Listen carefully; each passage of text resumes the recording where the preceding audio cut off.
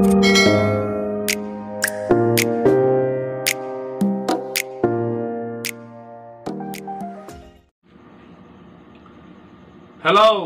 mga guys, may ba tayo ngayon, no? Natanggap ko na ang dalawang parcel, no? Ito, then ito rin. Ang laman nito mga guys, pang negosyo,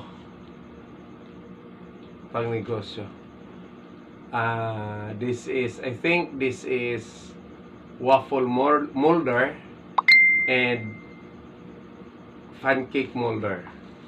Tingnan natin, di kuryente ito lahat. So we will now unpack kung talagang ano ba ito, totoo ba ito, no? Baka ano kayang laman nito, no? Baka pike o ano ba, baka karton o kaya kahoy, may mga ganon. Tingnan lang natin ito, no? Nakabalot siya ng maigi, yung mga cellophane na may kuan. Anong tawag ba dito na cellophane? So, para hindi masira. So, then dahan. Okay, baliban itong cellophane, may karton pa siya, no? Okay, seal talaga, no? Seal. Ayan. Malaki ang, makapal ang cellophane. Kala mo malaki, pero pag batanggal ng cellophane, ang liit lang pala, no? Okay. Ano kaya ito? Ito kaya ang molder ng pancake o kaya waffles? Tingnan natin. Kasi may balak akong magninegosyo ng waffles at saka pancake. So, nag-order ako sa TikTok shop. Ito. Okay, tingnan natin. Okay. Ano ba ito? Para mangkuan. May Hanabishi brand, no? So, talagang maayos yung pagkabalot, no? Hanabishi brand hotdog waffle maker. So waffle ito. Kay hotdog waffle maker. Tingnan natin. Para siyang kuan, no? Ilan lang kayang laman nitong waffle na ito? Sa bawat hain, ilan lang kayang waffle ang mabuo? Sabi ng anak ko, kuan, 6? Paano buksan? Ito. Nakasil pa, no? Siguro putulin. Yan. Oh, wow, ganito pala, no? Yan. Oh. 6 lang, oh. Mapawaw ka talaga, oh. Yan. Paano ito? Ganito. Ayan, ito, no? Ayan, itong paggamit, no? Siguro, lagyan lang yan ng dough dyan. Tapos, sara mo, may 6, no? Bawat hain, may 6 na waffle. Sira mo dyan, ayan. Then, dito yung kuryente wire. I-plug mo doon sa outlet, sa source. Kuan ito. Mag-light siguro itong red. Tapos, pag green, loto na siguro yan. Hindi ko pa na-try ito. No? So, ito, ang ating waffle, anong tawag dyan? Hotdog waffle maker, no? Okay, so may pang negosyo na tayo para pang merienda sa pamilya, at kung marami naman ibibinta natin sa kantin kasi nag-open na ang kantin namin sa eskwelahan. So ito nang aming gagawin, no?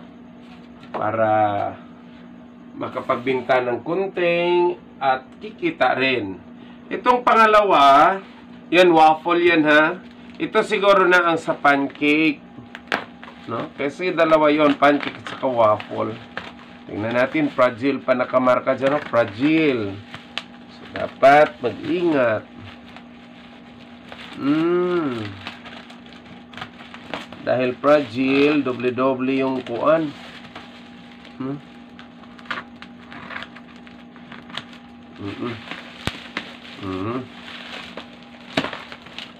Okay, may larawan na dyan, no?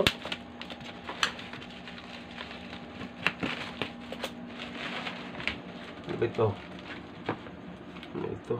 Silupin. Para saan to? Ah, pambalot. Iba naman ang style niya, no? Oh wow! Masaya. Ano ito? Mga silupin na nilagyan ng hangin, ah. Parang kutson. Hindi talaga masisira yung produkto, no? Okay, ito ang ating ano to?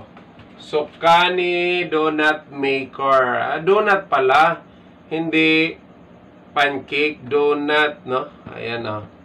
Okay, dyan, no? Ilan yan? 4, 8, ito. 12, 16. 16 donuts at a time. Wow! 16 donuts at a time. So, dalawang hainan lang. Meron na kayong 32. No? Madali lang. Tingnan natin. Buksan natin. Okay. Ay. Okay, baliktad. Ganito. Okay. Safety talaga ang produkto, no? Kasi naka-sealed. May manual. Basahin ang manual para malaman kung paano gamitin. Okay, itim. Yan, puti. Tingnan natin. Buksan. Ayan. Oy, ang liit lang pala, no? Then 1, 2, 3, 4 1, 2, 3, 4 16 talaga, no? So yan, lagyan ng, siguro pag maglagay ka ng dough, yung butter, kalahati lang, no? Diyan, hanggang dyan lang. Kasi pag kuan man yan, mag level up man yan, it will rise, oh. Dito na yan, mapuno na yan, oh. Kasi pag itakip mo yan, yan, close. Okay, maglalight ito. Para ito ang kuan. Siguro mag-change yan, no? Mag-change yan. Basahin muna natin ang ating kuan. Ito. Paano? Paano natin malaman na connect the appliance to an appropriate socket? The red and green lights illuminate and the toasting surface heat up. The appliance must be heated up before grilling. In the meantime, prepare your food. As soon as the appliance has heated up, the green light goes out. Magre-green yan pag na-heat na siya, no? And then, open the appliance at the catch. Then, you can now begin grilling. Open the appliance, close the appliance, making sure that catch is engaged.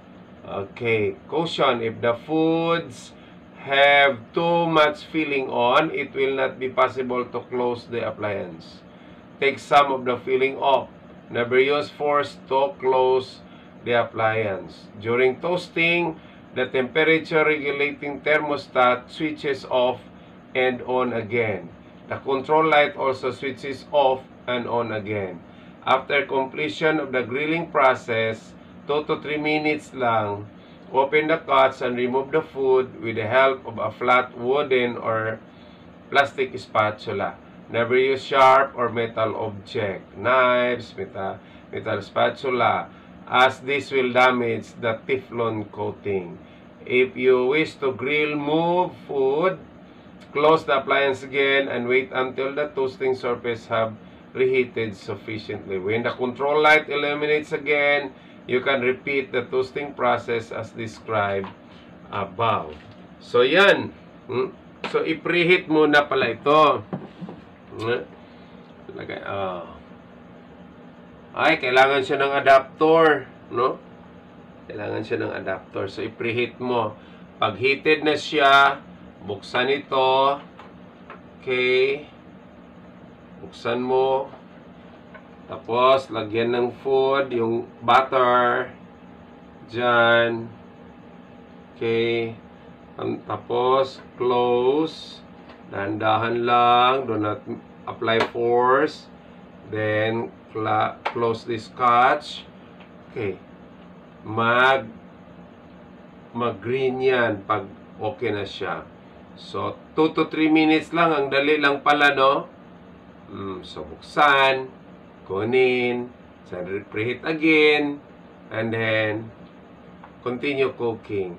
So, 16 donuts ang magawa sa isang hainan. So, kung gagawa ka ng ilan? 3 hainan, may 30 to 48 ka na kaagad. So, okay na. Parang makasave ka yata dito ba? So, ito ang ating parcel na natanggap mula sa TikTok Shop. 2, no? Donut molder at saka waffle molder. So, ipapakita din namin sa first namin na paggamit nito para naman subaybayan ninyo kung paano, no? Alam ko naman na alam nyo na ito. Siguro may ilan pa dyang hindi nila alam kung paano. So, ito na. Ako nga, first time ko ito. So, I just tried it. Yan naman talagang negosyo. Dapat subukan. Take a risk para magkapera. Maraming salamat. Ang iyong lingkod, Roger Balarosa po.